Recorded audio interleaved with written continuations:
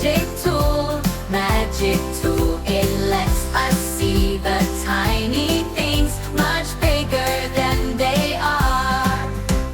Look at a bug or a drop of rain, see all the details so clear and plain. A microscope's a magic tool, it shows a hidden world. The lenses bend the beams of light, beams of light, beams of light, to make the tiny things look big. It's such a cool delight. Look at a leaf or a grain of sand, a tiny world right in your hand. A microscope's a magic tool, it shows a hidden world.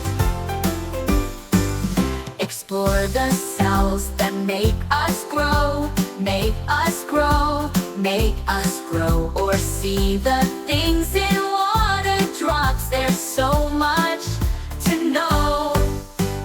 Tiny wonders everywhere, things so small you wouldn't stare.